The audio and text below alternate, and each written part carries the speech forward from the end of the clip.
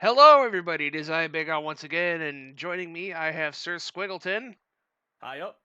and my friend Murr. Yo. Lissa. Anyway, yeah, it's been a while since they've been on my channel. I think the last time you were in a video of mine was the fucking Ghostbusters video from a couple years ago, which is unfortunately lost to time because of Oh YouTube. wow. Uh, Is it? yeah, No, my best work. yeah, I but mean, I show up in live action on your videos every once in a while, not as a disembodied voice. yep. So today we're It's going to. possible it was in your Ishocon Oh no, you know thing. what? Yeah, you Oh were at yeah, Ishikon. yeah, You were you at were. Ishikon. Yep, you Okay. were. You Yep. were you were Trucker Karlak. Yep. Yeah. So today, if you couldn't tell by the background, we are going to be talking about X-Men '97.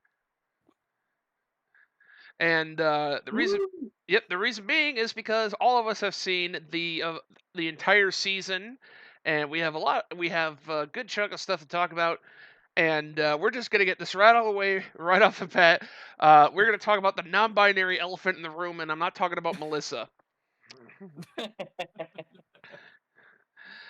Did the Uh, zoo get a new elephant that's not non-binary? we're gonna be talking about. Well, we're not just gonna be talking about Morph. We're gonna be talking about Rogue too, because this shit's ridiculous, and I can't believe that this was even a fucking thing. But anyway, if you don't know who Morph is, he was. Oh, Oh no. Did you? What's up? Oh, yeah, there was a bit of a blip in the audio. You can continue. I could probably catch up. yeah. All right, so if you don't know who Morph is, he was originally known as Changeling in the comics, and then he was adapted to be a character in the original X-Men show who died in the in the premiere. Like We did it for Morph. This one's for you, Morph. uh, and he came back as a villain brainwashed by Mr. Sinister, and the X-Men helped him out, and then he made sporadic appearances afterwards, and in X-Men '97 he was brought back as a major to play a major role for the X-Men team, which I thought was pretty cool because I enjoyed that, and I did like that Morph's general role on the team was, hey guys, this is how we're gonna throw in a bunch of cameos that we can't otherwise fit. exactly. And I liked it because I remember very little from the 90s cartoons. So it was like, hey, this is a new guy I have never seen before in my entire life. Always been here. So yeah, I've always been here. The you know what, confession, I actually do know very little about X-Men. My knowledge mostly comes from Marvel vs. Capcom. Gonna take you for a ride. So I'm like, I don't know what this is. Ooh, Berserker Barrage. Hey, I that's Omega Red from Children of the Atom. You know what? That was funny because Murr was like, "Hey, who is that?" I'm like, "Yeah, that's Omega Red. I know that guy." But yeah, so Morph in the new show is basically the living, breathing cameo machine. And has it ever been discussed, like the limits of Morph's powers? Like, like, No, because that would lead to writing problems. So they're gonna keep it vague, so Morph can do whatever the plot decides they need to do. but you know what I mean? Like, so he could turn into a Hulk, but is he like completely invincible as the Hulk, or is it like power scaling? Hmm. You know what I It's mean? whatever the plot calls for. Okay, fine, fuck it, fair enough. Or like, so Morph turns He in, was able, he did have like extra strength whenever he was the Yeah. Hulk. and like when he I went kind of assume he can only hold the transformation for so long. and like when he was Quicksilver, he was super fast. So Yeah. and when he was That one Psylocke, seemed a little weird to me because I can understand, like, okay, you can have the strength of a character or you can fly, but super speed was a bit much. But like, I don't know how Quicksilver's power works. So and then he turned into Psylocke, and then somehow had twin katanas just with him. they were made of flesh. You know what? Ugh. I could Morph in the comics is a fucking blob creature anyway. I can dig it. But anyway, the reason why we're focusing on Morph first is because there was this huge fucking shitstorm that happened when Was there? okay, it was grifter idiots who saw monies, who saw dollar signs when they heard that Morph Yep. was going to be classified as non-binary in this show. And the funny thing about that is, they made such a huge fucking deal about it. And I'm reading the subreddit where they talk about it. Uh, Although the creator of the animated series referred to Morph as non-binary, the term isn't actually used in the show. Quote, two things about that one, as far as I know. We're never going to say the word non-binary because no one said that in the 90s. It's not that it didn't Yeah. exist. It was just in no way a mainstream term at the time, Yeah. Carlack explained. Morph's understanding of who he is could equate to what a modern person would say is non-binary, but he just doesn't have the terminology for it. At the same time, they them wasn't a concept in terms of using it as a pronoun. And Yeah, but they did say they once, but it's just such a minor moment that it's like nobody would notice that unless they're going over the show with a fine tooth comb. see, Yeah. that's the funny thing. You mentioned, going over a fine tooth comb. People were trying to do that because, like, even though the show is an absolute success as it was going Yeah. on, people were trying everything they could to find something bad about it. Like they were like dissecting slang terms that Jubilee was saying. Was this actually said in the 90s? Oh my god. Did they actually Probably. like Oh no, she continue. like she used the word bestie to describe Magneto to Professor X, and people like, did people actually say bestie back then? I'm like, do you like Castlevania, the Netflix series? That's in like the 1500s. No one bitches that they're using modern day English. Oh no, they totally did, but they didn't do that until they had the second season where black people showed up. Then people got mad and had to dissect the show.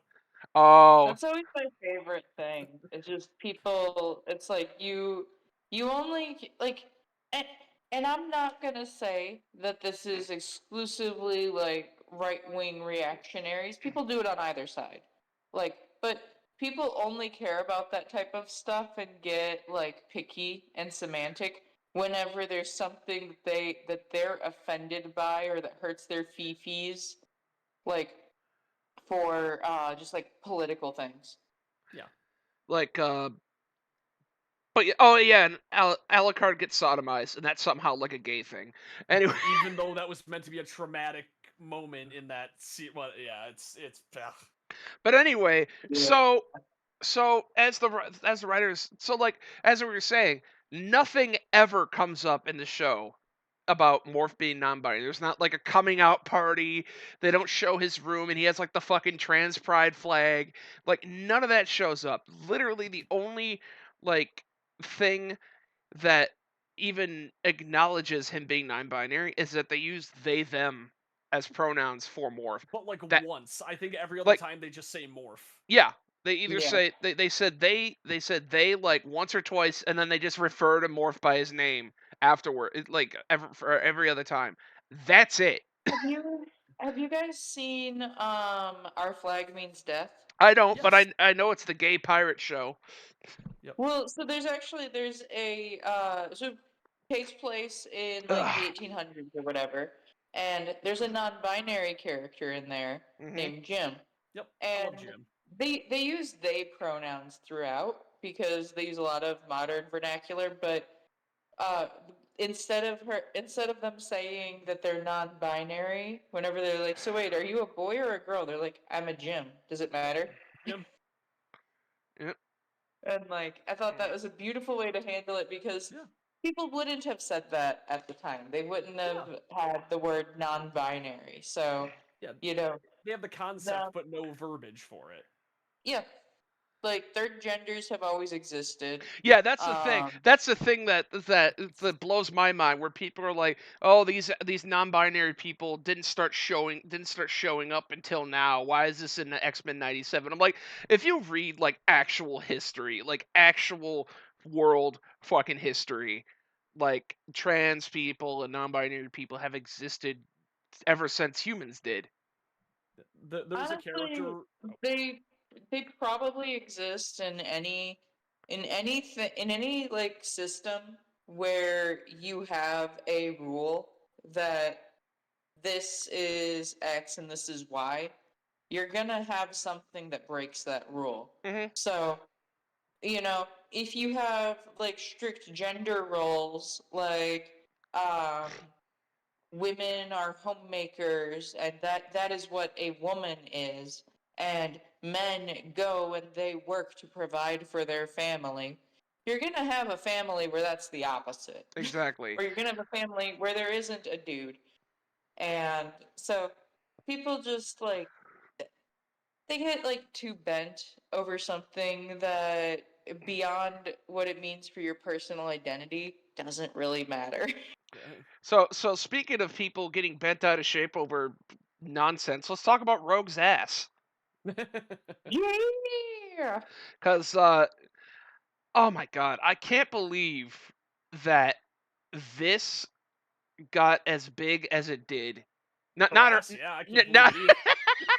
I knew you were gonna say that, but no, I meant like this quote unquote controversy. Like I have a Was picture. it big, or are we just all terminally online and perceive things as big when people generally don't care about it? We should bring your cousin on this podcast and let him go, what the hell are you people talking about? Yeah. My cousin Evan be like, "Who the fuck cares? I I love want to Adam. leave. Let's go." So my cousin Adam isn't terminally online like everyone else seems to be.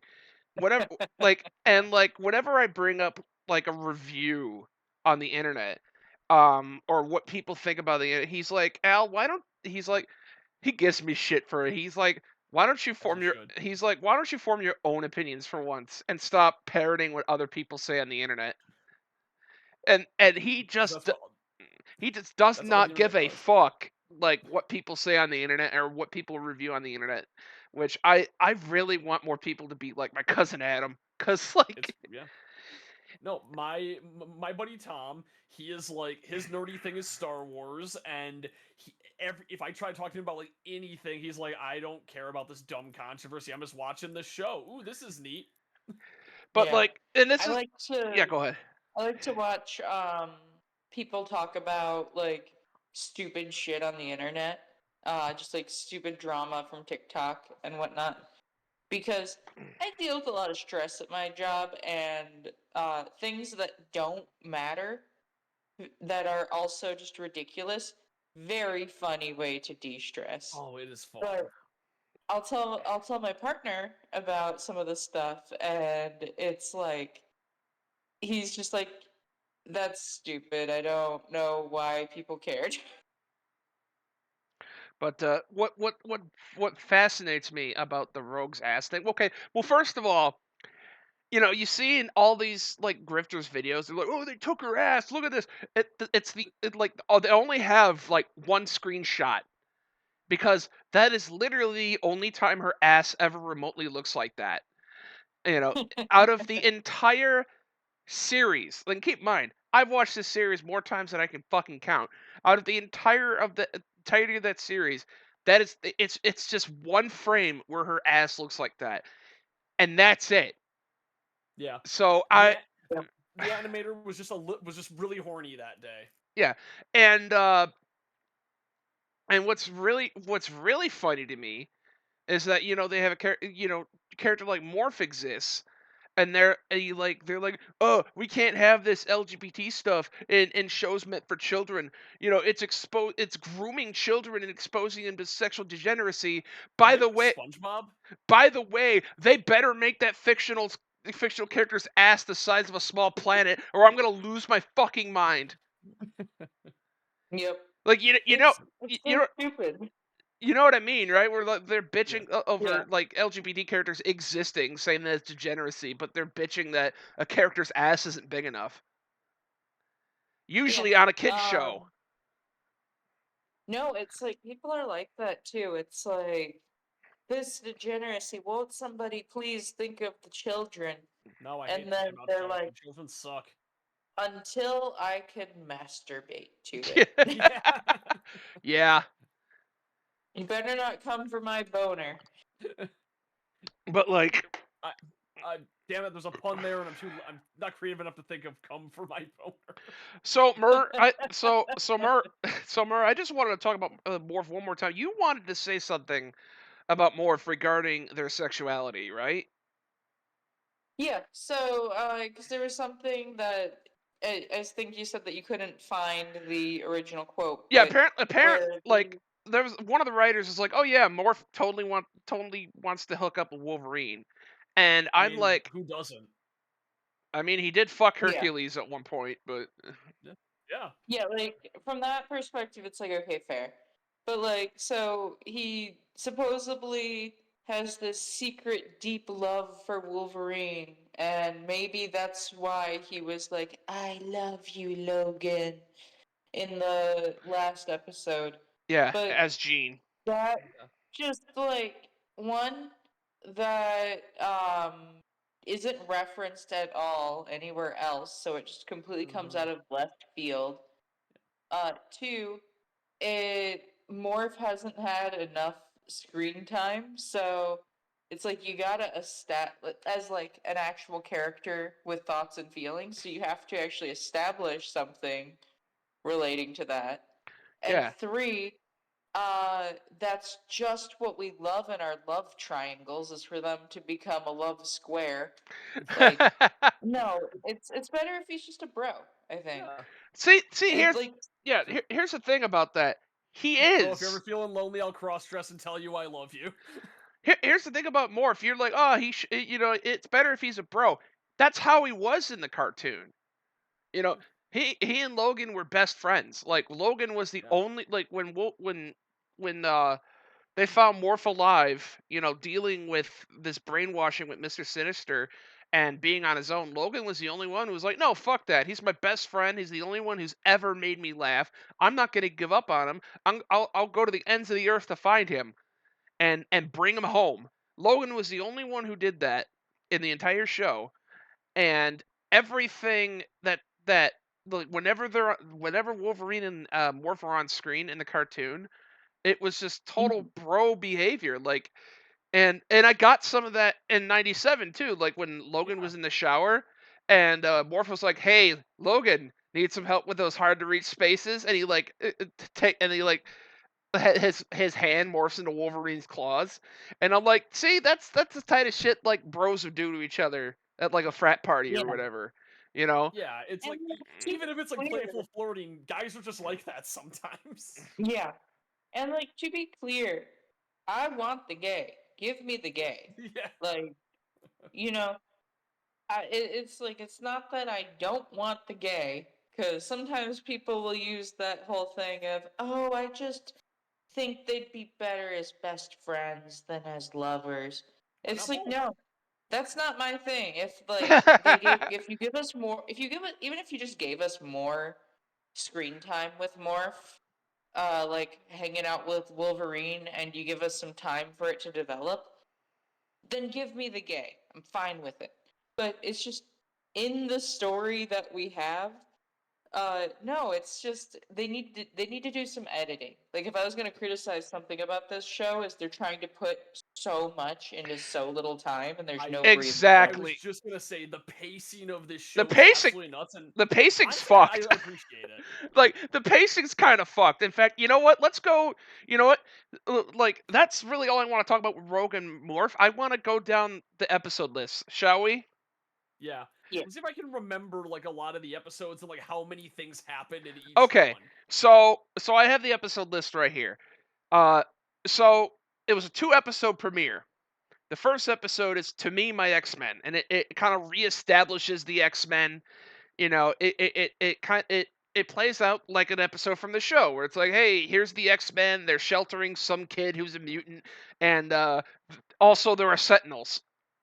yeah, It reestablishes. Also, it did the impossible. It made Cyclops cool. Yep. yeah, And I did hear about this, and apparently one of the showrunners is mains a Cyclops in Marvel vs. Capcom. So he's like, I want Cyclops to be the coolest, and I want him to do a bunch of supers from that game. Nice. So yeah, I so appreciate that. yeah, we're introduced to Roberto da Costa. He's a young kid. He's an heir to he's the heir of a fortune, and he has the ability to turn into, I want to say, plasma. Yeah, Yeah, because that he sounds turns about into right. like the sun, basically. Yeah, Yeah. he gives himself the code name Sunspot. Which I think is already a comic character. Like, I think Yeah, people were he is. speculating that. Yeah. He Okay. is. Yeah, he actually was part of the New Mutants, if I'm not mistaken. Oh, But there's so many new mutants and new guardians and new blank. I've lost track.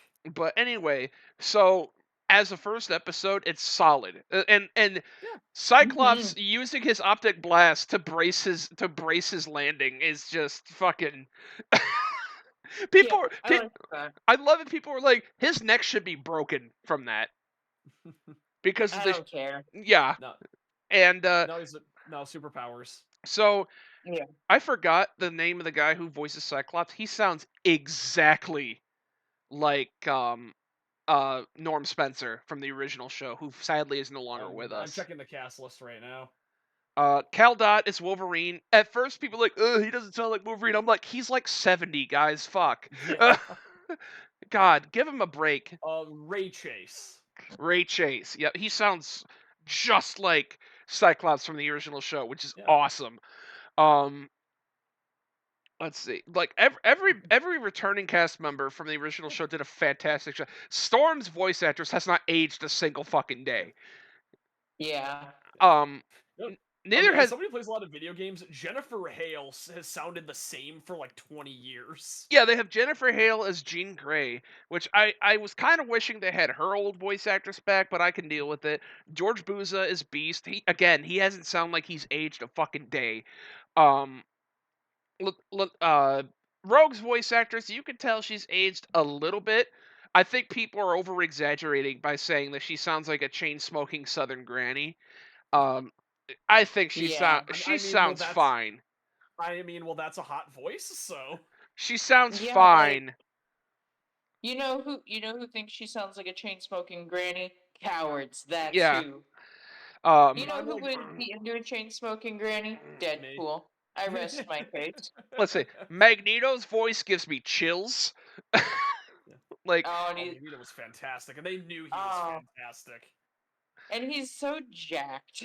yeah, He looks like a supermodel. This entire show's like they just went in the room, wrote on a whiteboard, like, how can we make Magneto hotter?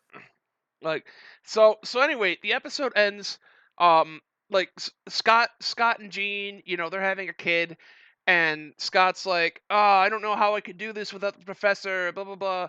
And then they're playing a game of basketball. And by the way, Bishop's there as a part of the team, which is weird. With Yeah, like he's just vibing. no, yeah, he's literally there just to vibe. Like, his future sucks ass, so he's just gonna hang out with the X-Men for a bit. My experience with Bishop was watching X Play review like a Marvel Ultimate Alliance and them making fun of Bishop, going, "What is his mutant power? Is it shooting a gun?" And that's literally all I knew about Bishop. He absorbs kinetic His energy. mutant power is gun. Yeah, superpower's gun. Why not? Uh, But he absorbs energy and all that. yeah, that's Yeah. what I think is funny. Like, he is the gun, but he carries a gun. Yeah, You know. You know, why not? yeah. Yeah, and then of course you have Gambit. Oh, sweet Gambit! I fucking love Gambit. His Gambit's voice great. actor, his new voice actor, hit it out of the fucking park. Sounds just like he did. Um, Okay, so the addendum to let's make Magneto the hottest possible was let's make Gambit the hottest possible as yeah. well. What about Gambit's other Yeah. superpower?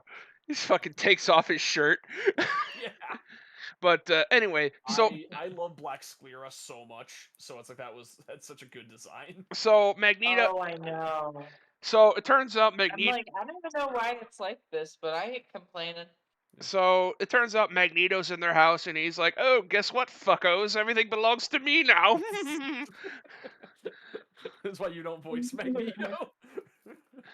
And then we have Mutant Liberation Begins, which is, Magneto reluctantly taking up the role as the leader of the X-Men. And I love how much he hates playing the good guy. Yeah. Like I think this is my favorite episode for like a while, actually. like you have Magneto who's like coexistence is like a 4-letter word for him. It's awesome. Yeah. I mean, But hey, that goes in with the titles of like the title of the final episodes too. and I love how he just throws it in their face. It's like,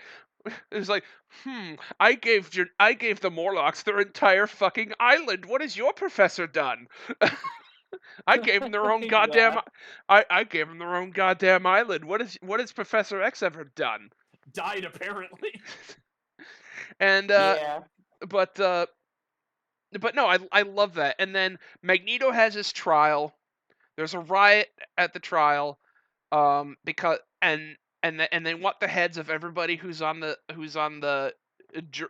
jury, and they're like, "What do Yeah, we do?" for daring to even negotiate with mutants.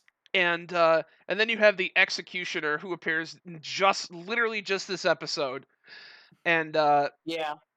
and that's the thing that you guys brought up. The pacing is kind of He was in the first episode too, wasn't he? Because I yeah, thought that was the guy yeah, that yeah. they. He was in the first episode, Yeah. but he doesn't become the executioner until episode 2. But Yeah. and he has a powers be gone shotgun, Yeah. Yeah. and uh, Storm gets hit by it, loses her powers completely, and but the Pisses off Magneto. pisses off Magneto, and I love Magneto's speech where he's like, "All right, fuck this, I'm done," and Yep. he's like, "Behold, the future you want." And then and it shows Storm in the fetal position, sobbing because she has no powers left. And then he lifts them all in the air in the Earth's atmosphere where they're freezing to death, and he's like, "All right, look, I promise, Xavier, I would at least try to be better. Don't prove me wrong, or I'll come back for your asses." Yeah. It was like, don't make me let you down, or something Yes, like Yeah. that. that's actually I exactly what he said. I loved that Yeah. part so much. And then the episode ends with Storm leaving because she has no powers, so she feels useless. And then Yeah. another Jean Grey appears, and it turns Yep. out she's a clone. She's the real Jean Grey, and the Jean Grey that they've had all this time was a clone made by Mr. Sinister, and this is Fire Yep. Made Flesh. And this is where the pacing, where the pacing problems really show, because, and I get that If this was any other series, this would be like half the season. like Yeah. the original X-Men cartoon kind of did this too. They took like these long winding comic book arcs and tried to like shove them into like a couple episodes. Oh yeah, the Spider-Man cartoon was like that too. That's actually what I actually appreciate the fast pace of the show. It's like we have 30 minutes and by God, we're gonna use them all. So there wasn't really anything that went on in Fire Made Flesh. It was just like, here's the clone, she's evil now, and here's Mr. Sinister, kick his ass. And then Here's Jean Grey if she was a hot goth. and then Yeah. oh yeah, Hot that goth was, mommy. oh god, them Yeah. thighs, holy shit. Queen. But then, they give Nathan, their kid up to Bishop, and he's like, "Hey, maybe Because he's like infected with like a technovirus technovirus. by Mr. Sinister." So he's like, Yep. "Hey, I like Mr. Sinister a lot. he's so extra. I love him." But Yeah. so He surgically put makeup on. Like, he's Yeah. like, I must always be serving. but Right? yeah, so they give Nathan to Bishop, and he's like, "Hey, maybe in your timeline you could fix this shit." And so he fucks off. And then we have the filler episode, Which Motendo. is great. It's a two-parter. The first part is about how Jubilee got her groove. No, wait. No. It's how Storm got her. No, that's part 2. No, that's the second part. That's Life Death. Okay. Yeah. So Motendo is Jubilee wants to celebrate her birthday, and Magneto's like, "No, you need to be strong and not play at the arcade, because the arcade is for dum-dums." And so the arcade is for sniffling shitty children. And Yes, but it's also fun. so Jubilee and Roberto are in her room, and somehow there's this game console that just shows up out of nowhere, and she's like, a strange video game console that I've never seen before. Let's play it." And then she and Roberto get sucked into Mojo's video game world, where she becomes the main character of his video game, and she runs into an older clone of herself, voiced by the original Jubilee voice actress Allison Court, which was fucking awesome. That was very cool, and I am a huge fan of here is like a young, inexperienced character who has like a power with a lot of potential, and then you get to see a brief glimpse of what they'd be capable of if they practiced. So apparently Jubilee becomes Omega. Like, Yeah. she becomes an Omega class mutant when she gets older. Which makes sense because her power is basically energy manipulation. Yep. And which is really OP. Mojo gets his ass kicked. They get brought back to the real world, and Jubilee has her first kiss with Roberto. I liked that. I liked Motendo a lot, actually. I thought It it was was a very fun, half episode. No, this is what's funny. This was like, oh, this is the fun episode, and then the genocide happens. Yeah. Well, but first we had this. Okay, Life Death confused the hell out of me because I had no idea who Forge was. Okay, so Forge was in the original show. Yeah, he did not Marvel vs. Capcom, so I don't know who he is. Forge was in the original show. It was never made clear what his powers were in the original show. He just so happened to lead a group of mutants called X Factor, and he had robotic parts, and that was it. They explain it. They explain his power in X-Men '97, which is basically he has mutant level ingenuity. Yeah. It just seemed like he had the ability to like imagine something and then sort of have a general idea of how it would work, and then could look at other things and see how they work. Yeah. Which has always been a power I really enjoyed. But so he creates a machine that could cure her, and at first it doesn't work. And then he's like, "Hey, Storm, listen. I may have created the technology used to enslave you all." Yeah. And I remember I read online because nosy can't resist. It's a good spoiler, but they said that he actually transported them to another dimension after he told her that, and so that's usually where I thought that they were gonna go with it. But and then the fucking adversary shows up. No. Yeah. Forge says, "Hey, Storm, I'm sorry. I'm sorry for inadvertently causing Genosha. You want to bang later?" And then she fucking slaps the shit out of him. And then she goes to leave, and then she shows up back at his house, and then this owl creature called the adversary shows up, which feeds off of fear and suffering. Yeah, so I had no idea about any of this lore, so to me that episode was Storm meets a dude named Forge who says he can fix her and get her powers back. He uses the Necronomicon and then summons a bunch of demons. If you look, you can see an owl stalking them throughout. Yeah, yep. That's actually a nice touch. I love that. And but see, actually, that was part of why I thought that they went to another dimension whenever the machine didn't work. Like one of those, you go to another dimension, but you don't know. Yeah, that types of scenarios, because it's only after the machine doesn't work that you start seeing an owl in the back of scenes. Yeah, like I enjoy little touches like that, and honestly, with how those episodes play out, you kind of could argue that, but maybe, I don't know, it might fall apart if you analyze it too closely. But and then because if I recall, like from what I read briefly, it was like they were stuck there, and he had to make a sacrifice so that she could get back to the world or something. Yeah. So they didn't end up doing that, but I have a hunch that at some point they were trying to figure out how to work that in. But they're like, oh damn, we only have it's like we have half of an episode. We already have the most breakneck pace ever. So yeah. And then we have the genocide. This episode is so damn good. It was. So it's Remember It, and they actually submitted this episode for an Emmy. I hope it means. So basically, just this episode, the X-Men or Rogue, Gambit, and Magneto check out the newly reformed Genosha, and I have to say, and it's awesome. And I have to say, this is the best incarnation of Nightcrawler I've ever fucking seen in my And life. Nightcrawler's my favorite. I love Nightcrawler. Like he I he love Nightcrawler in every single form ever. But yes, best Nightcrawler. Yeah, and he's so cool. and they brought back Nightcrawler's original voice actor from the '90s show to voice him. Hasn't really missed a beat. No, he hasn't. He still Nope. sounds so good. So anyway, in Remember It, we get, they want Magneto to basically be the king of Genosha.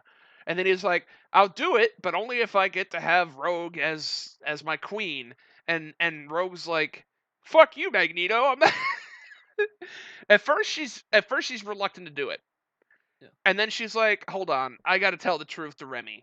So she tells, Has that ever been established before, or is that like a new thing?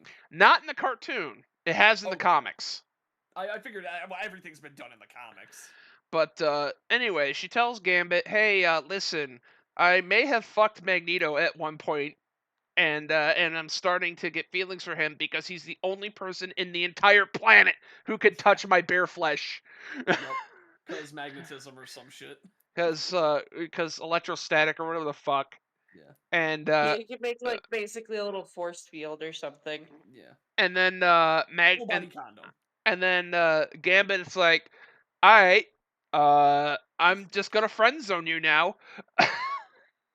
like like I get that we weren't fully committed either way, Yeah. but Yeah. maybe you should We have still have feelings. maybe Yeah. you should have fucking told me.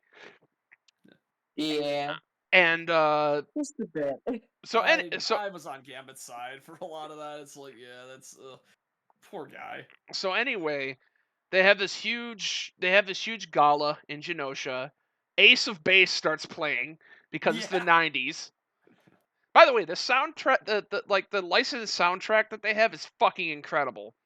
You have Ace of Base, Happy Nation playing with Magneto and Rogue dancing, and then she goes for a kiss, but then says, "Hey, I'm starting to rethink this whole Queen of Genosha thing." Yeah. and then Yeah. and then Cable shows up, Yeah. or Madeline has a vision. Oh yeah, did we even mention that like the other Jean became Madeline Pryor? Or did we like skip over that? We skipped over that. Okay. Well, the clone Jean becomes Madeline Pryor, and that's the way they handle that thing after she degoths herself.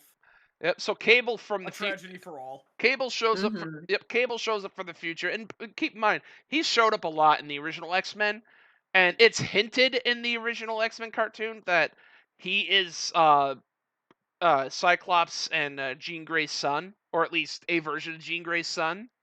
But they glossed over that. So he shows up. He's like, he's coming. The shit's gonna fucking blow up. You gotta get everybody out of here. And then Damn it! I failed again, and then he like vanishes. yeah. By the way, people pointed this out. You could see the Watcher in the clouds before that happens. Oh, so good. Like you could see the Watcher. Oh yeah. But anyway, he's like, "Ah, fuck, not again," and then he gets whisked back in time Yeah. to the future, and then shit just fucking everything happens. Yeah. Like all like no time to even react, just bam. Just shit's blowing up everywhere. Everybody's getting nuked. There's a new Master Mold. There's Sentinels vaporizing everybody. Isn't like Madeline Pryor like basically killed off screen in that? Like No, just so quick. like Pretty much. not even off screen. She gets blasted and then vaporizes. Yeah, gone. Yeah. And this is like this is like the Transformers movie where everybody's favorite Transformers just unceremoniously just kicks the bucket Which is rad. to make room for more Transformers for kids to buy. Which But is not rad. Pretty much. but no, Banshee's dead. Like she's like, Banshee's like, oh, you gotta find shelter. Oh no, boom. Banshee's dead. Moira McTaggart's dead. Sebastian Shaw's dead. All the Morlocks are fucking dead. Like, Morlocks. Murdering all the Morlocks. and then there's less locks. and then and then probably the most heartbreaking part of all, like in episode 2, Magneto saves the Morlocks, and he goes up to Leech, who is a child, and he's like, Yeah. "I Oh my promise you god. will never be afraid again." So then he's trying to say so then fast forward to where Master Mold, this version of Master Mold, is trying to nuke him and the Morlocks. He's trying everything he can to protect the Morlocks with a magnetic field, and then he starts Magneto starts having flashbacks from the camps that he Yep. grew up in. Yep. And then he looks to Leech and he says in German, "Do not be afraid." Boom! Yep. And that's the last of Leech too. Yup, that's the It's last like, of Leech. oh. And then Rogue gets pissed off because, she thinks Magneto died. Gambit pushes Yeah. her out of the way. And then Gambit's like, "The cards are always on my side, mon ami." Oh, wait, a piece of fucking rebar just pierced my lung. Yeah.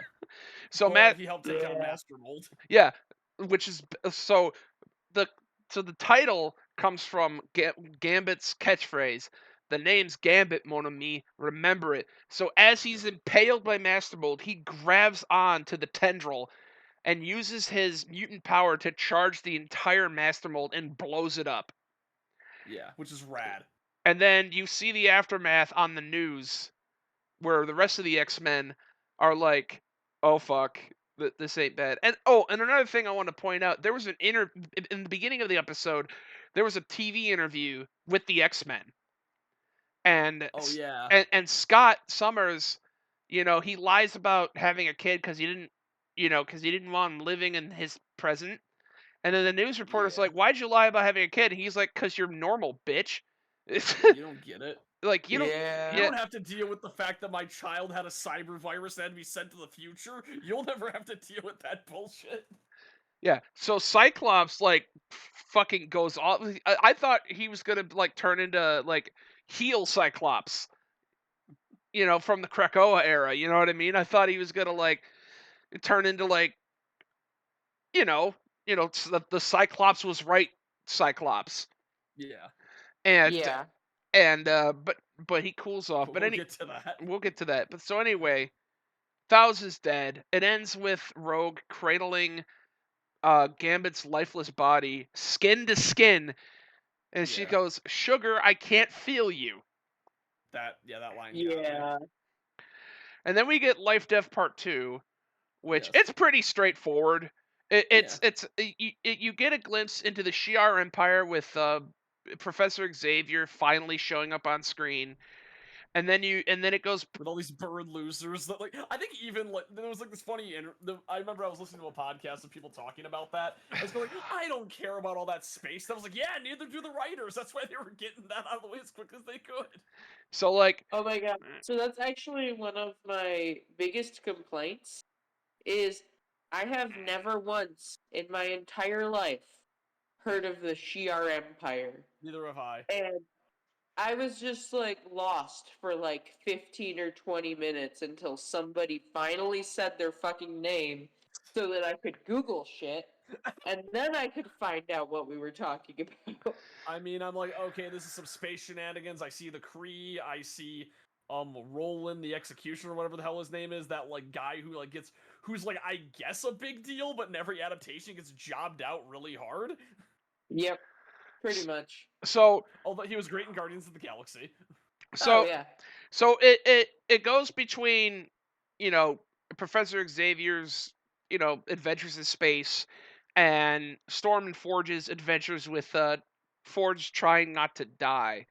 And so Xavier's problem is that he wants to marry Lalandra, but because he's from Earth, they're like, no. And a low tier, a lowborn of Earth, a mutant. They're like, no, Yeah. fuck that. You're going to poison our bloodline. And I just want to be. Xavier's probably thinking, damn, even in space, even in space, I can't get a break. Damn space racists. And in Life Death, and back on Earth, Forge got bit by the adversary, so he's suffering from like a demonic virus or whatever. And they have to find this mushroom. They have to find this plant to make a salve to rub on the wound, or else he will die.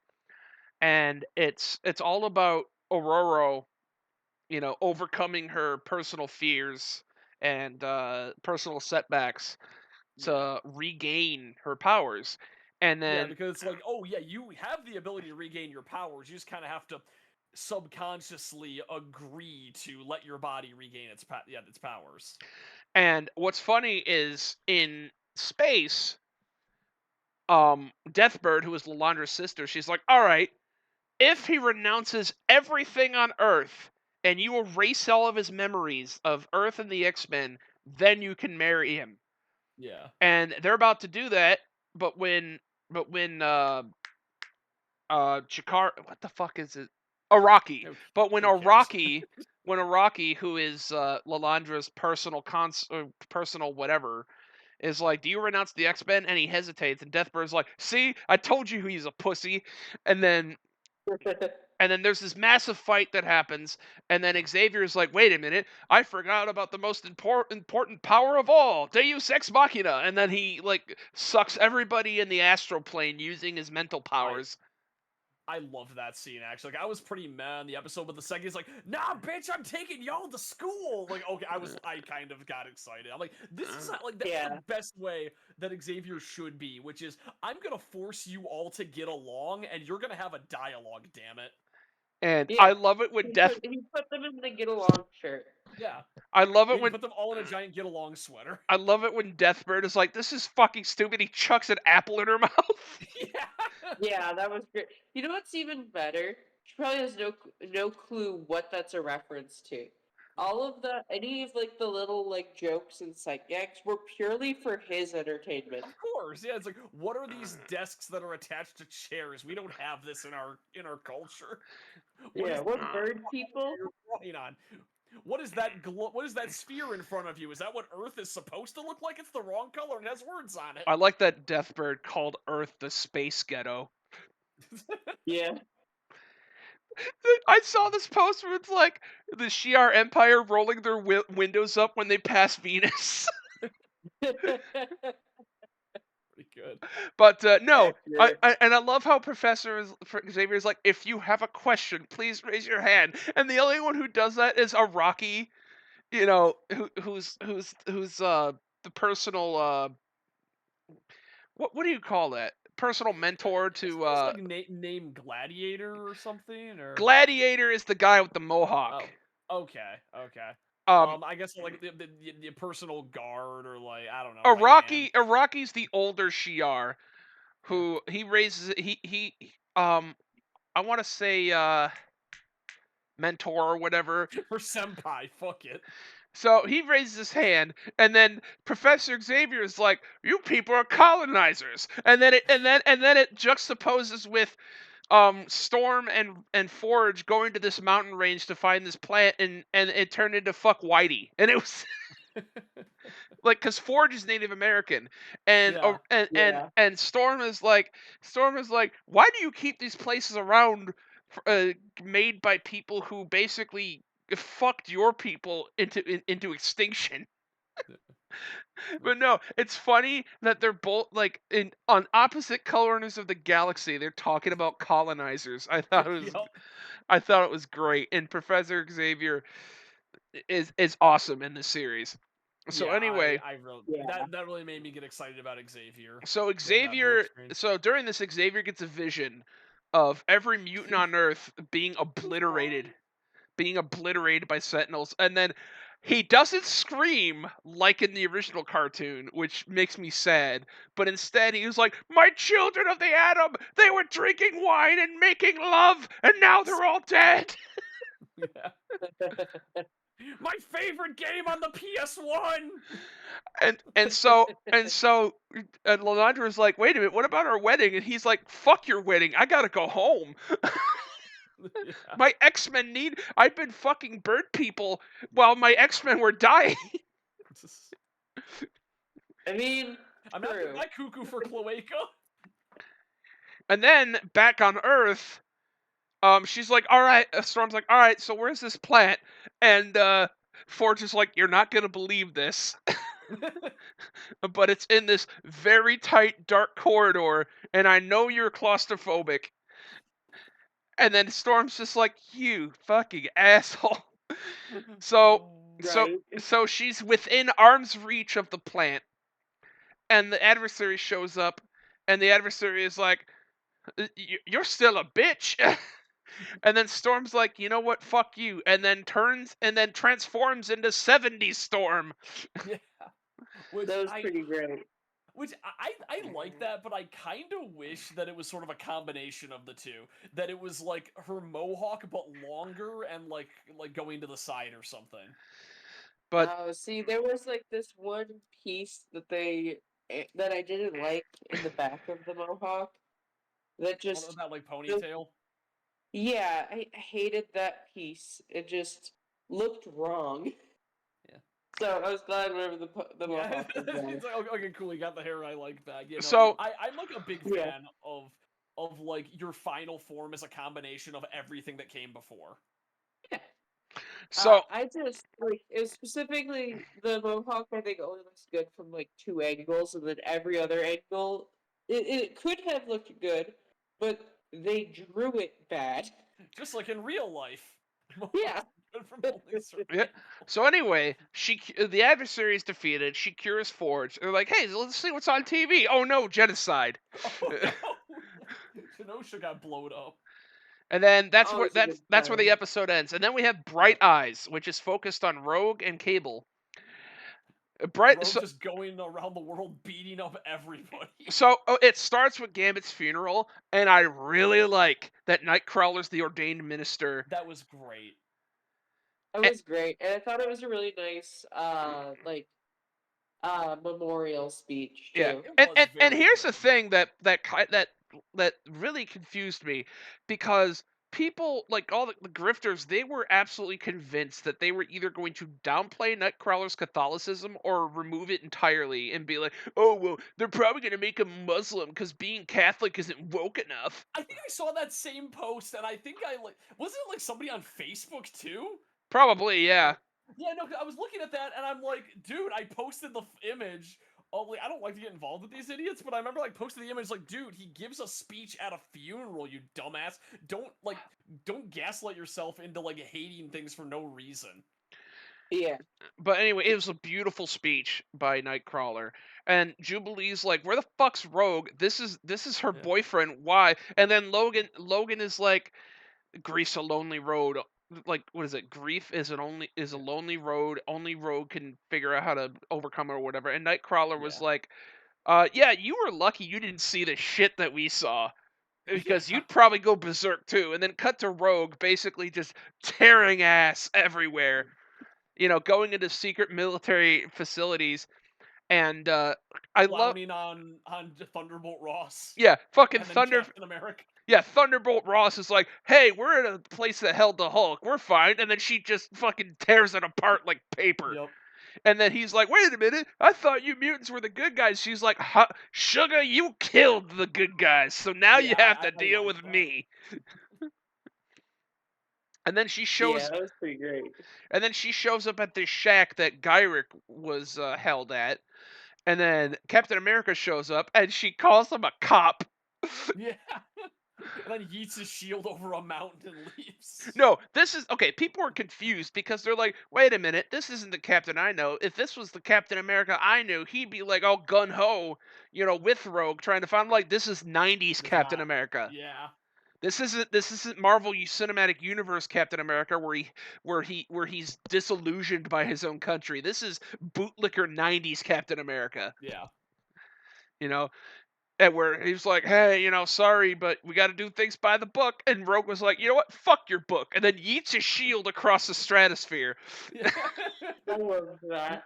I loved his face in that scene. It's like, oh man, I gotta go pick that up. Yep. Threw that bitch all the way back to Wakanda. Yeah. Time to return it.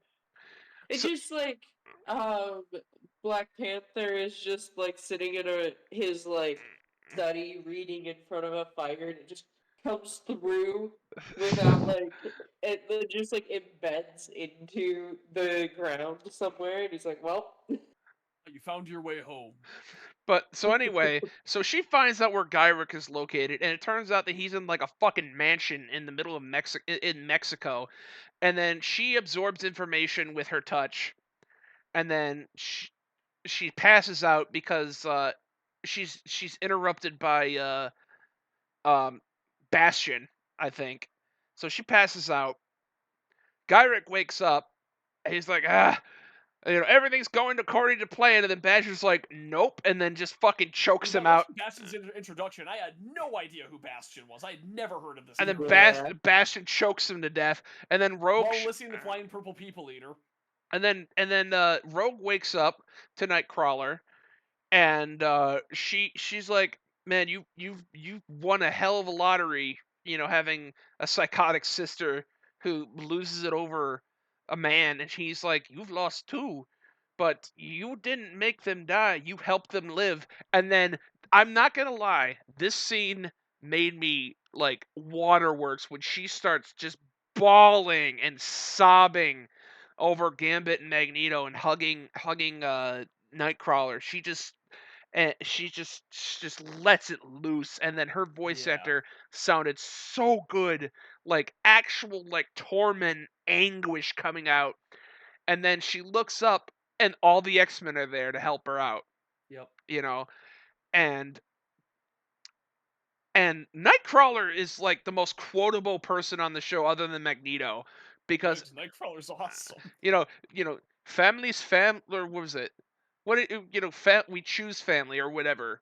But anyway, so they show up to this UN building where they're housing like secret Sentinel technology, and then Bolivar Trask is about to yeet himself out the window because he's like, I am become death, destroyer of worlds, bye. And he's about to jump out the window, and Rogue's like, not so fast, we need information. And he's like, I don't have any more information. She's like, well, I don't have any more patience, and fucking chucks him out the window. Yeah, no, I loved just like all the other X-Men. Like, wait, are we doing this now? Are we straight up murdering? Okay.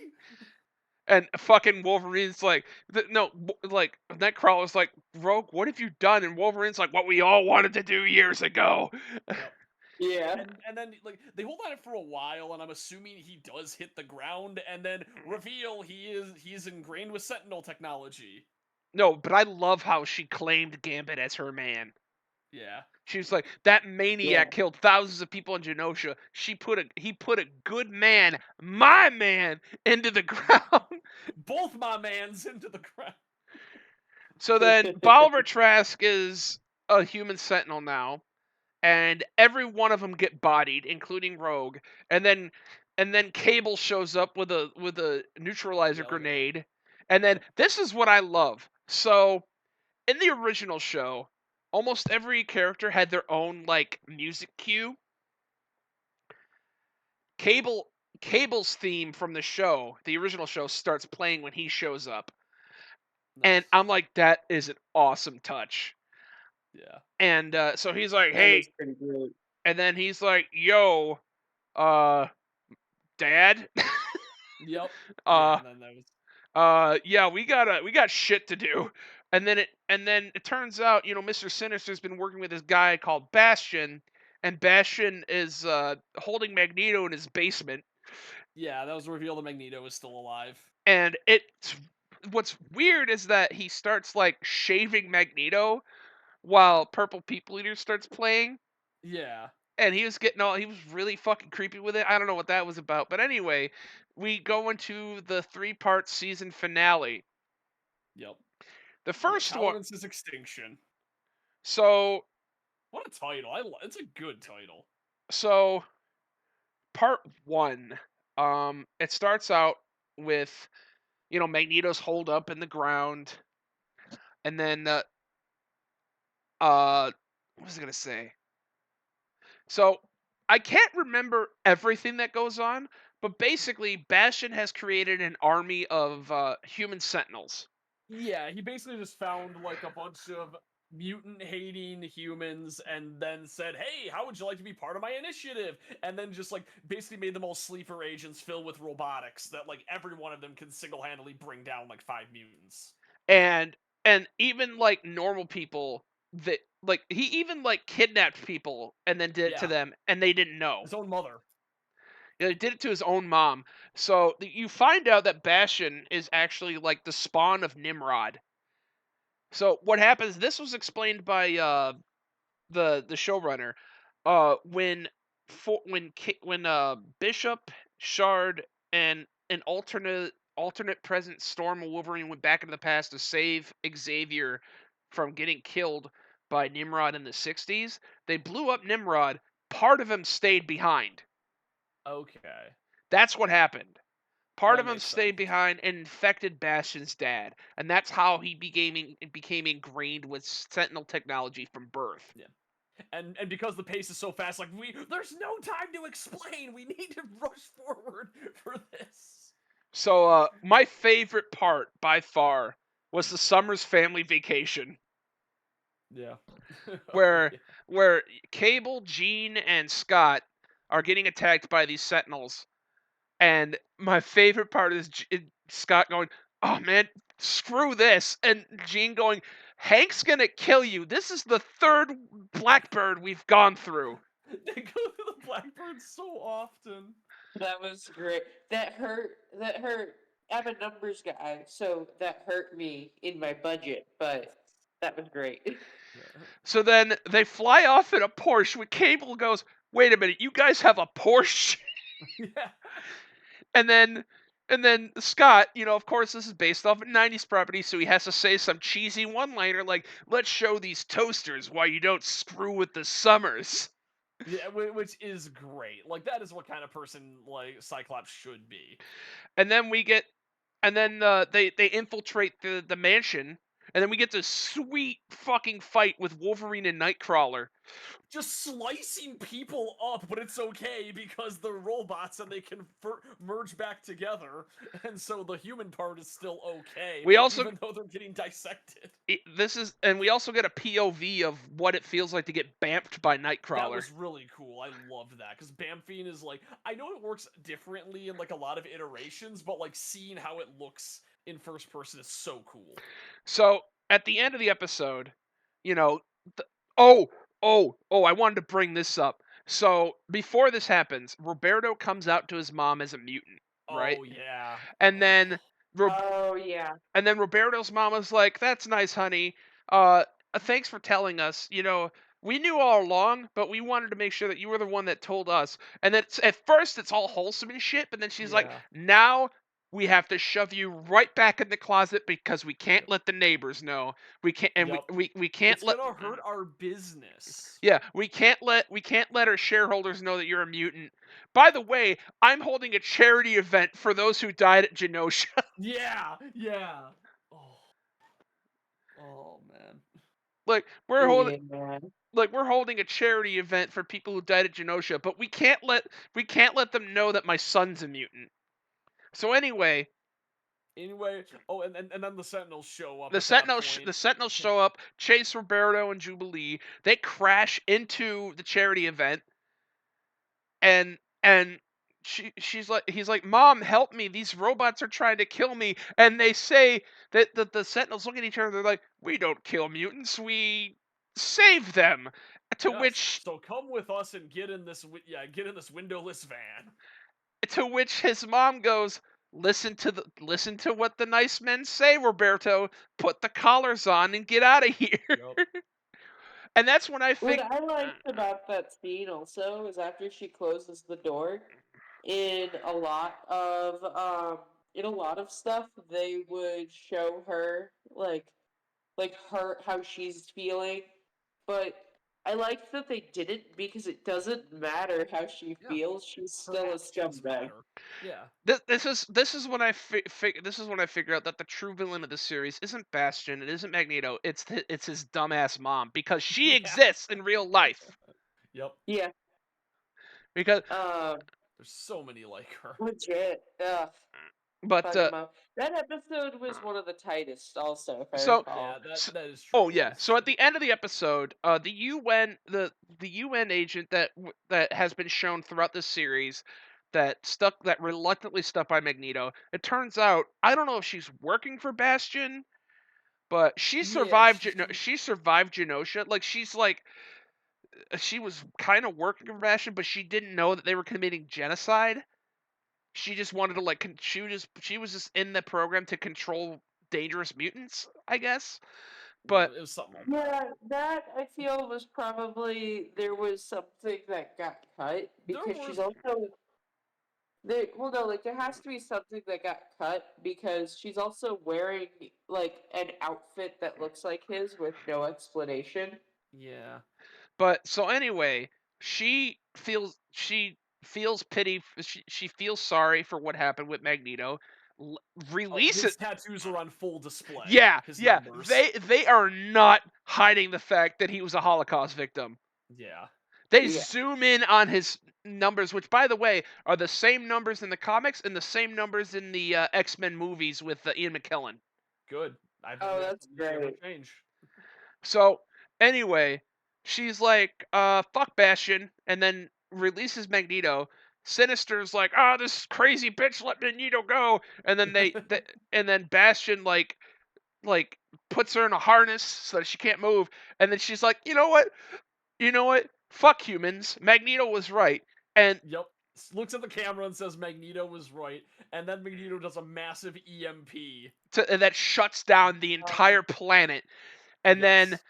The massive EMP and also just his like monologue was his great. also Yeah. his skibbies. Yep. Yeah, he's wearing his Yes. underwear when he does it. And but anyway, so he unleashes a massive EMP that blacks out the entire planet, and then it cuts back to the mansion that's now destroyed. And Wolverine's like, I can't believe he did it. He declared war on Earth as Morph is giving him a beer. Like every time, no, it seems like every time Wolverine and Morph are on camera, Morph just has a beer on standby just for Wolverine. Yeah. He's ready. Morph's a bro. And Wolverine's like, I wish I'm the professor. bro Nairi. And Wolverine was like, I wish the professor was here. And he crash lands through the Yeah. roof. I'm here. That was Come to great. me, my X-Men. And then he's like, I hope I'm not too late as everything is on fire. Yep. Oh shit. And then we have part 2 of Tolerance of Extinction. I now here's what I like. I could have sworn I thought for sure that Xavier shows up and they were gonna be like throwing Daisy, be like, oh thank God Charles is here. No, half the team is fucking pissed with him. Yeah. Yeah. Even Cyclops, who was like his biggest ass kisser, he's like, what the fuck were you thinking putting Magneto in charge?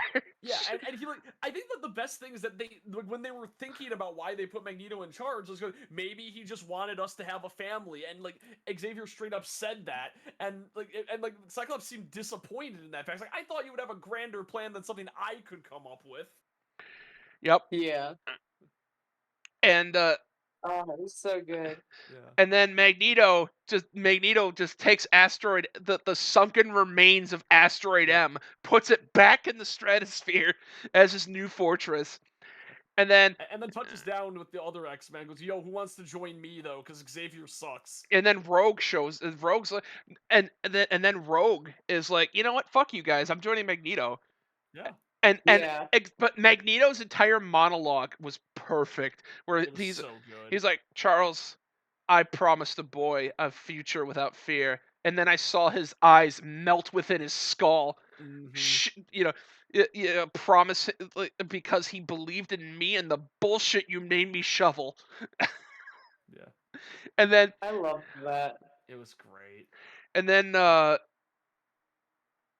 it's like, you need to undo the damage you did, Magneto. Will humanity undo Genosha? Just Yeah. matter of factly, just fucking stone cold. Oh, yeah, that was the ticking clock element was something that I thought I understood and I came up with like a way more dire like reason for it. I guess that the idea is that he messed up the polarity of Earth and like electricity could like never exist after a certain point, meaning that like if humanity goes forward without technology, then like mutants will easily rise up over humans. Is like kind of the idea. But Yeah. Yeah, but I had it in my head that, oh, you messed up the magnetic polarity of the planet. The ozone layer is going to vanish if you don't fix this soon enough. I thought he was straight up going to like cook the planet, but no, I was mistaken about that. So, Oh, yeah. and then he's like, "Who else was to join?" And then Roberto steps forward, and Yeah, Jubilee's like, "What the fuck are you doing?" He's like, "My own mom threw me to the Sentinels. What the fuck is here for mhm, me?" yeah, Yeah. And you know what? Fair. yeah. I don't blame him.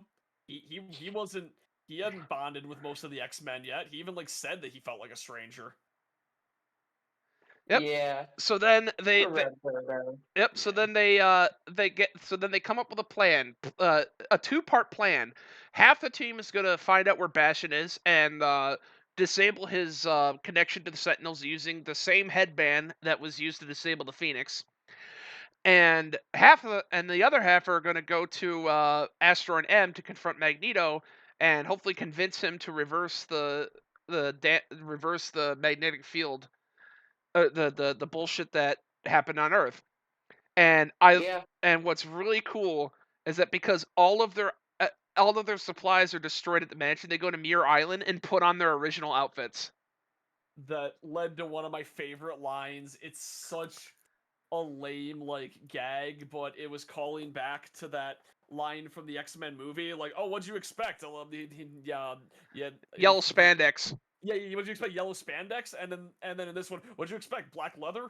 Yeah, Yeah. Cable was looking at the outfit Cyclops picked up for him. He's like, "What the fuck is this? Am I going to war or joining the circus?" Yeah, no, it's That rad. was great. Well, no, seeing them in their old outfits was just so awesome.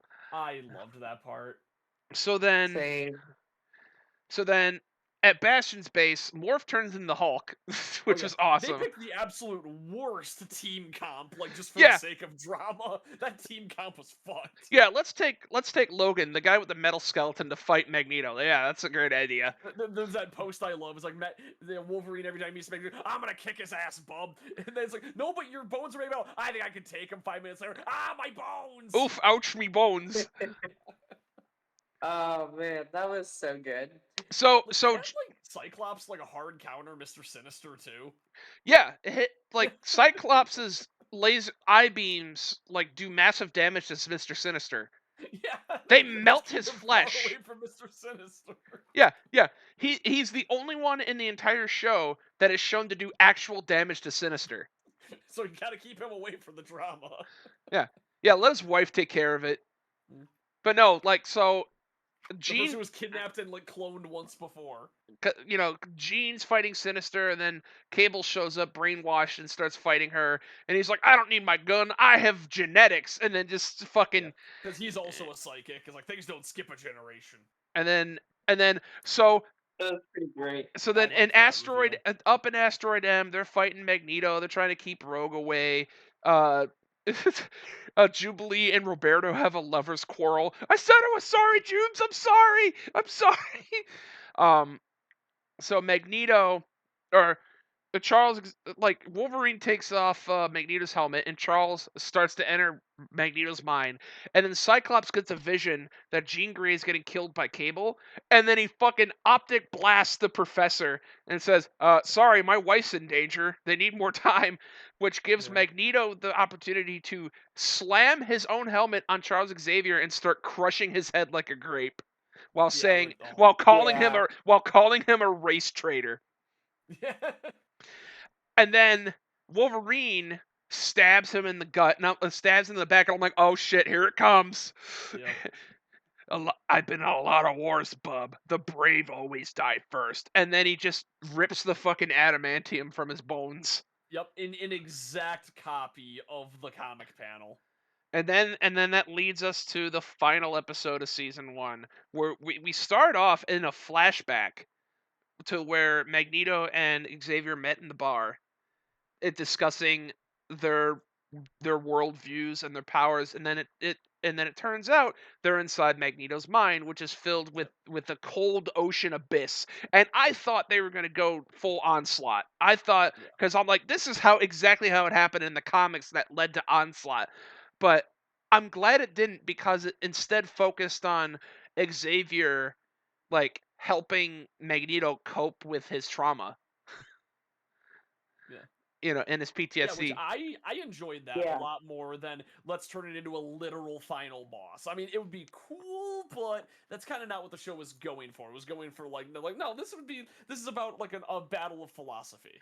So anyway, oh, by the way, during Magneto's EMP, we get a ton of Marvel cameos from like Spider-Man and shit. Oh yeah, I loved little Spider-Man.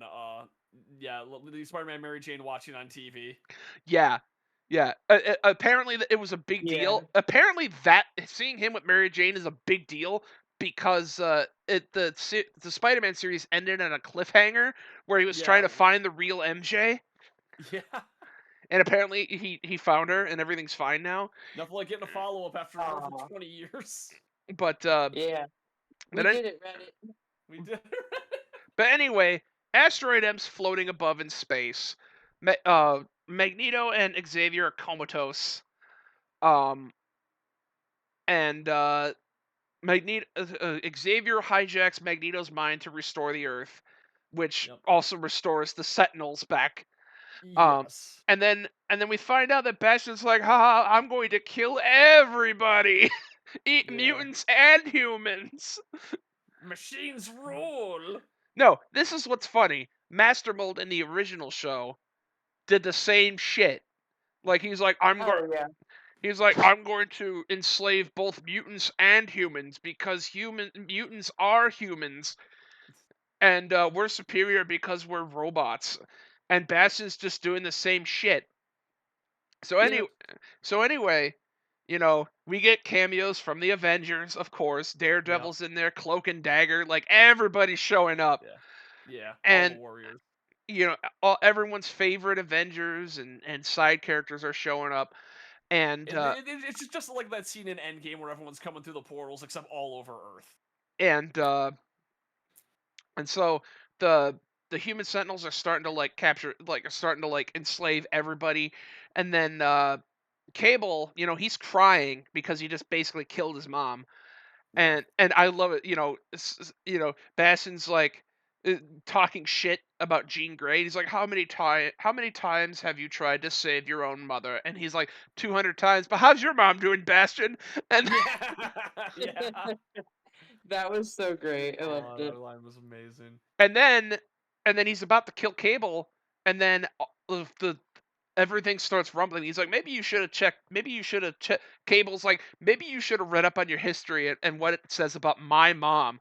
And then Yep. the fucking Phoenix shows up. Yeah. Dark Phoenix shows up and utterly clowns on Mr. Sinister. Like rips He takes all his DNA out until he's just like this fragile old man in like the he looks like, I don't know if this is a reference, if anybody's seen JoJo Part 4, but there's like this, actually no, I think it's only in the manga. There's a character that he's like really short, and every time he beats someone, they like will like be drawn differently and have his proportions.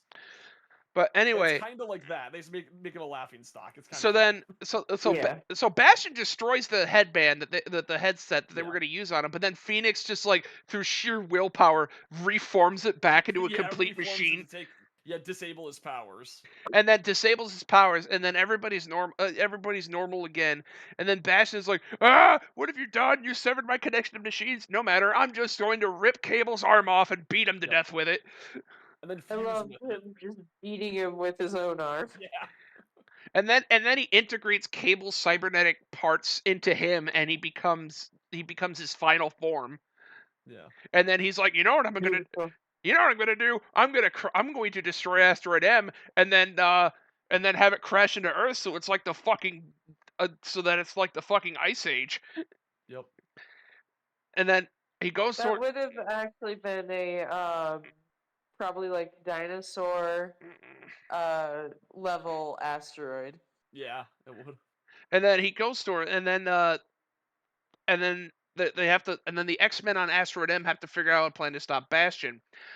Meanwhile, on the ground, we learn about the Magneto Protocol, and here's an Easter egg you guys probably missed. So it shows Magneto his real name, his powers, Yeah. his Yeah, I caught aliases. that. Under aliases is Ian and Michael. Oh, I Oh, did miss I that. didn't see that. You know what I was actually looking at? I was looking at his like stat sheet they had next to him, and I'm like, are those the same stats he had on the Marvel trading card? Nerd. Yeah, but they're not, and I was kind of disappointed in that. So I was focused on that as the Easter egg. But no, that's actually pretty good. Yeah, Ian Michael. McKellen and Michael Fassbender. That was a great Yep. Easter egg. But I love, Captain America was like, we don't know anything about this.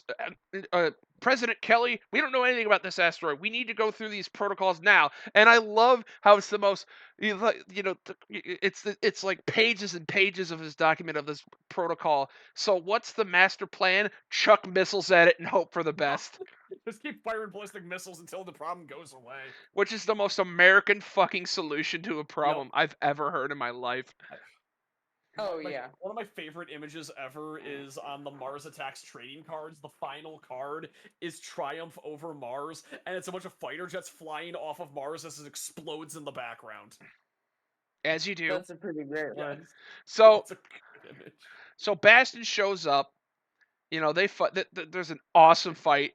Like Bastion shows up. Rogue says his name was Gambit. Remember it, and just clocks him in the face and beats him. Beats his ass in the same place that the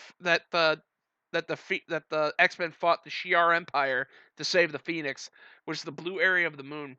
And then he fights Sunspot, and then Nightcrawler He bamps reveals his name. Nightcrawler bamps him all over the fucking place. Yep. Cyclops is like, "You'll never hurt my family again." Does his level 3 super from Marvel vs. Capcom. It was great. Yeah. Jubilee kicks his fucking ass, which I am He so. actually does. That was awesome. Jubilee melts his face and Yeah. cuts off his wings. Like, Using a skill she learned from her digital self in Motendo. yeah, Yeah. I am so happy that Jubilee does so much more in this show. Good. I always like Jubilee. I have a friend who's like, "Boo! I want them to get rid of her, yeah, and put in Kitty Pryde," and it's like, "No, that's fine." And I like no, Jubilee. no, people are complaining that Wolverine didn't enough screen time. I'm like, he's had enough screen time for 30 fucking years. He had his own show where he owned the X-Men. Yeah. Wolverine's Yeah. like Wolverine was like 90% of the original show, so he could be in the back, Yeah, for which is once. totally fine because yeah, I remember I sent you that meme of that scene from The Simpsons. But Marge, that little guy hasn't done anything yet. He's gonna do something, and you know it's gonna be good. Yeah, I love that. So then a Sentinel shows up and like crashes on top of Bastion, and Lands on- it's piloted by Beast and Forge because they hotwired a Sentinel. which was awesome. Yeah. And so that they're all so Bastion's struggling to get up with the Sentinel on top of him, and all of them are in their battle poses. And Scott's like, you know what? Why don't we just use the power of friendship? Yeah. We're gonna embrace the future instead of fighting it. And then Bastion's like, there's this one problem with your plan. People would rather die than have children like us. And then you see Yeah. the missiles come towards and blow and then they blow up everywhere on the asteroid M, and then it starts to They fall blow out. up the gravity. They blow up yeah, the like the gravity engine. and then it starts to fall onto the Earth, and you see Senator Kelly just sweating buckets. Oh no, I'm not gonna get reelected for this, and we're gonna die. Right? Oh no, this might affect my re-election campaign. So I then better gerrymander harder. all the X-Men try their hardest to either destroy the asteroid or put it back into orbit. Yeah. And then Magneto reawakens from his psychic coma. Says, yeah, after discussing things over with Xavier and me yelling now kiss like 4 times. and X-Men is just the show about two gays who broke up and made it everybody else's problem. yep. So then Magneto he awakens. He uses his magnetic powers to stop the asteroid from falling, and then a time rift opens and sucks everybody in. Yeah. And then it cuts to months later, and then you see Forge with the with the with the sheet of everybody either gone or missing or dead or whatever. And then Yeah. Bishop just shows up out of nowhere and Hey guys, I'm back. and says, "Hey, guess what? We're gonna find the X-Men because they're being ripped through time. And by the way, you're a friend of Where my. are they? And by the way, you're friends with me in my timeline. So then it cuts to ancient Egypt, where half of the team is like, "Yo, this is silly. We're not in Kansas anymore," and they interact with a pre-apocalypse. Yeah, because he has Apocalypse's jaw. Yep, and Sabanur, Yeah. who Yep, I becomes forgot.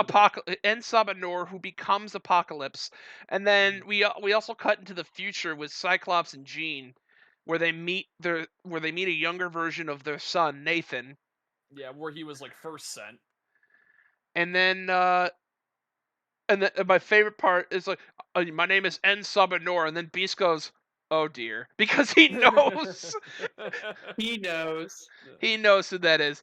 And then there's an after credit scene on current Genosha where Apocalypse is like going around the wreckage. He's like, "So much chaos, my children." And then he picks up a burnt playing card and he goes, "So much death," which means that Gambit's going to be brought back as the Horseman Death, Oh, I Oh. I actually didn't. Okay, I did not see this after credits thing. I'm gonna have to go back and watch that. yeah, I Apocalypse is saw it. I thought that was confirmation that it was Apocalypse. Yeah, Yeah. So Apocalypse is walking around the ruins of the current day ruins in of modern Genosha, day. Yeah. and he's like, so much destruction, and he picks up one of Gambit's charred playing cards and goes, "So much death." Yeah. But the one character, maybe I don't know, maybe we did see him in the after credits, and I just didn't see it. Is we did not see Wolverine in any of those Or scenes. Morph or Oh, Storm. That's yeah. true. No, we didn't. Yeah. I So think that Wolverine and Storm and Forge are gonna be in the future. I think they're going to be in prehistoric times, so we can get caveman Wolverine. Feral Wolverine.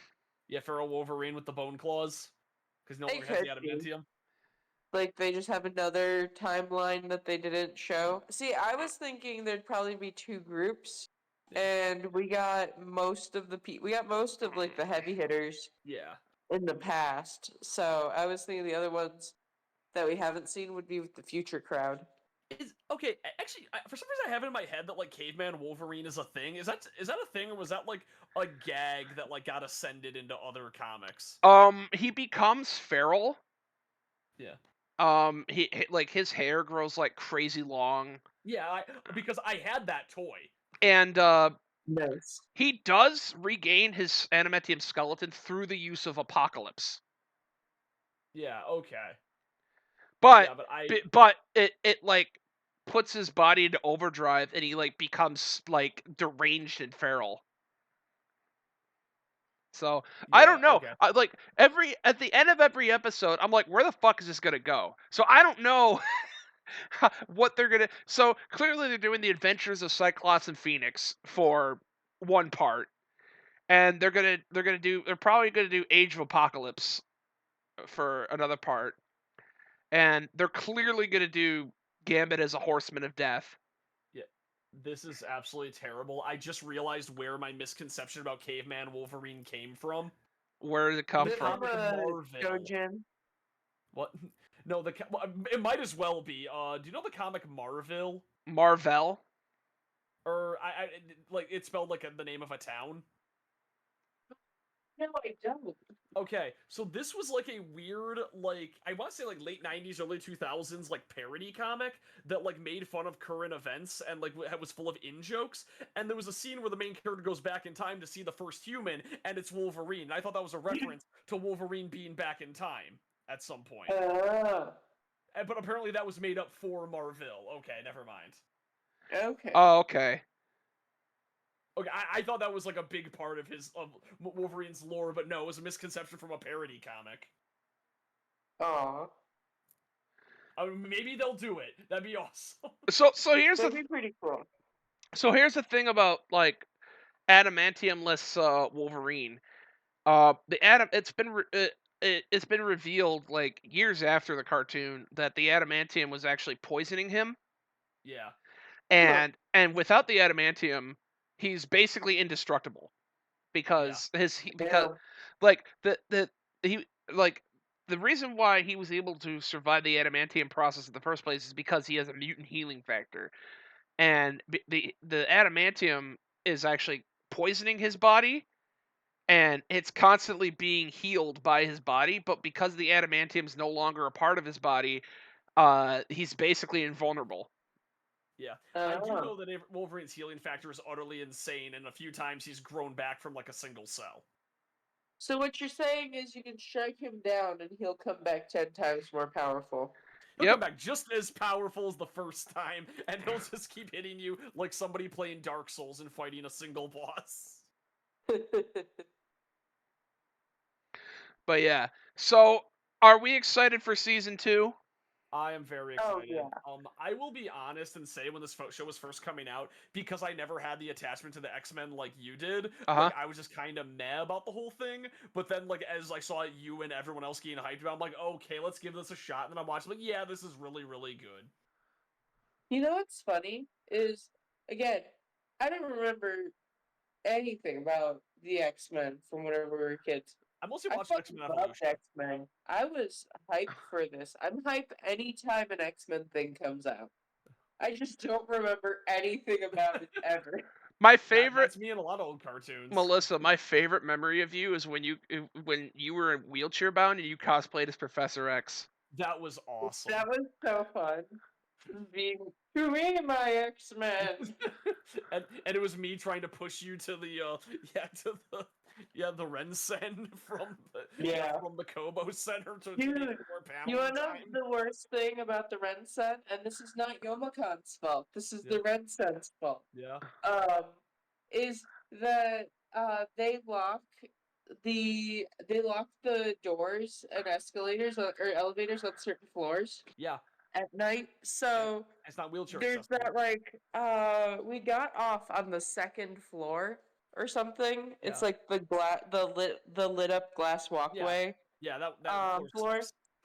Um, they lock that at night. Yep. So my friend who was helping me around and we got stuck on that floor for like 2 hours trying to find a door out.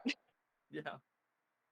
Jesus. And I that's remember one of the I had to reasons the drag Ren you. Sun sucks. Yeah, I remember I had to drag you up a flight of stairs when I was wheeling you around that con.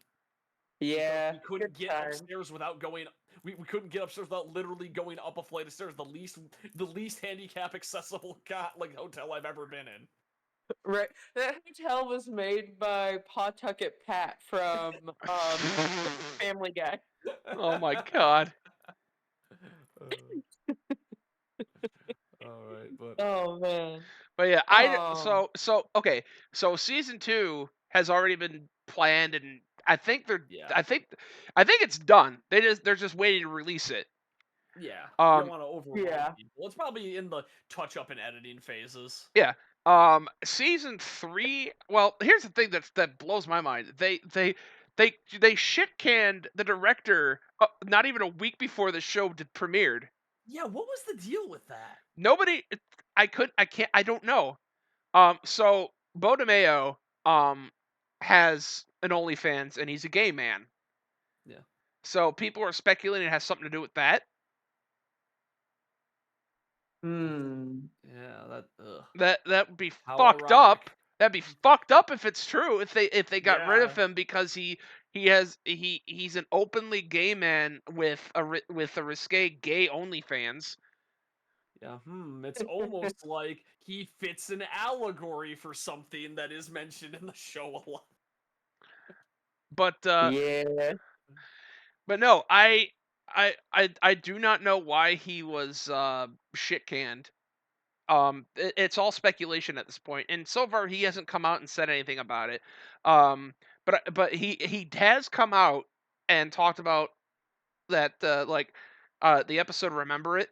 It is a clear allegory for the gay nightclub shooting in Orlando, Yeah, the Pulse Yeah. nightclub. I actually did know about that. That and I think he like did a direct interview with his friend who was there to get like a to try and make it like respectful as well as like draw parallels. but Yeah. yeah, and And I just want to bring this up one more time before we close out. Every all these idiots are like, "Oh, they made X-Men woke." It's fucking X-Men. It was Yeah, born woke. Like legit. it may have started out as a generic superhero team, but it clearly morphed into something that was It morphed. yeah. Oh my god. No. You know what that just reminded me of? What? So I saw something and it was like talking about how like I don't remember what it was talking about, but it was like talking about how um Magneto was always a progressive character who was Oh yeah, that's deep not in true. all of this No, he stuff. wasn't. No. And it's like, no, he's a character. They're like, so many characters retroactively are made more based and woke, but he was always a radical based woke guy. And it's like, no, no, he was a campy character in the 80s when everybody was campy, A wooden What was just his like gun. name? every other character. A wooden gun. A wooden gun! I can't believe I was thwarted by a wooden gun! I quote that all the time and nobody has any idea what I'm talking about. Welcome to Die. Yep. Welcome to die. Yeah. Like, oh man, the things that people just get amnesia about, like Yeah. cultural amnesia, is just like, come on, dude. Yeah. But yeah, X-Men was Retconning's powerful. or like when you explain that X-Men was always had these like no X-Men was progressive but it was never woke and I'm like what the That's the fuck same the thing. fuck do you mean think woke means like Yeah. like do you remember when they had that idiot on the news who wrote a book about woke culture I and actually don't remember this. I'm okay, happy I don't remember so this. there's this woman. I can't remember her name, and it's not important because she's a fucking Yeah, idiot. that doesn't matter. But she wrote. She keep in mind, whiter than the Siberian fallen snow. She wrote a book about like the culture wars and woke culture and how it's seeping its way into everything. She's on this news panel. Everyone else is a black woman, and Oh no. she's trying to sell off her she's trying to explain what her book's about and they stop her and they're like well can you just give us a short explanation about what woke is. She couldn't do it. She every Yep. time she tried to explain it she like stammered and well woke is it's and then she stops herself. She's like, I know I'm going to be taken out of context, and people are going to eat this, and people are going to eat this up. And then God bless the black co-anchors. They're like, no, it's fine. Take your time. We'll give you all the time in the world. Just take your time to Oh explain man, what it means. that's class. So And then she gave up, and then she became a fucking laughing stock, and then cried about how she was being canceled. that's how you do it Oh sometimes. It's man. great. You know what? It's oddly similar to the one dude that was in my D&D campaign who was always like annoying and whining about how everything's woke nowadays. And he was mentioning like, "Oh, I played Baldur's Gate and I'm putting in some mods to remove all the woke shit." And I'm like, "Hang on, define what the woke shit in Baldur's Gate is." And it's like, "Oh, you're probably not going to like it." No, do tell. Do tell. Yeah. And it goes like, "Oh, well, I'm just tired of everything just blaming white men for every problem with society." And I'm like, there's like one villainous white man in Baldur's Gate, and he's not even the main villain. What the hell are you talking about? The main villain Yeah. is like a female giant brain. And then he immediately got his ass kicked out of the group because my DM was Hispanic. And he's like, I'm sick of your racist bullshit. Get the hell out of my life Yeah. forever. Legit though. Yeah, Like, it was awesome. it reminds me of something I saw once about how to deal with bullies in the workplace. Hmm. And it's like if somebody's always putting you down in a meeting, just lean forward and be like, interesting, Carl. Why would you say that like that? Yeah. Like just Yeah. make them like just don't like it's like confront them but not aggressively. Just Oh, give them all of the just let them walk into it themselves. oh yeah. Here's a shovel. Dig your own grave. Yeah. I did that once. This guy, we bought a house and this one guy was doing the insurance stuff and instead of talking to me about it, about something he had a concern about, he goes to my partner and he starts telling him all of these horrible things, giving him advice on shit that he doesn't know about, and like just talking out his ass. So I basically just was like, well, since you decided that you can't talk to me, the person who has construction experience and could have told you that you don't know what the fuck you're talking about, we're gonna go talk to somebody who will deal with me. And this dude just went off on me. He's like, "Oh, you women, nom nom nom Oh nom my, nom." yep, that Yeah, mask off. Oh, it's so full satisfying. mask off. Incredible. You know Does the best part though? So my realtor's the one who recommended this guy just to get a quote. Um, and he was like, I'm the only person in all of this who even was trying to help you. All these other people are just scamming you. And my realtor was her son had him as his insurance agent. And the two people he said were just trying to scam us gave him a shit ton of business. Like, Yep, of course. yeah, like he ruined a business. He ruined two business relationships just because he wanted to be a sexist prick. You Incredible. love to see it. Yeah, Incredible. But yeah, like so season 1's over, season 2 is finishing up. Season 3 is up in the air because Bo DeMeo did seasons 1 and 2 and he's gone now. Yeah. um rip. so either way, I'm excited for more X-Men 97 because the X-Men kick ass and I'm glad they're Yeah. back in the public in the Yeah. public lexicon. Hey, I'm just hyped for getting to hear dun dun dun dun dun dun dun. Dun. Oh yeah. Oh, I didn't even mention that. Did you guys appreciate the final intro was yeah, like had everybody in it and it was like more of a callback to the original? Yeah. Yeah, that was Yeah, great. Oh, I loved that. that's one thing I forgot to mention is that every intro is different. Oh, Yeah, I didn't notice that. I watched it a few times. I only noticed the big difference in the final episode. So it was. I don't know like all of the detail. I don't know like how it was different each time, but like I noticed that after Gambit dies, he's not in the intro. Yeah, he's been that replaced one by I noticed. Nightcrawler. Yeah.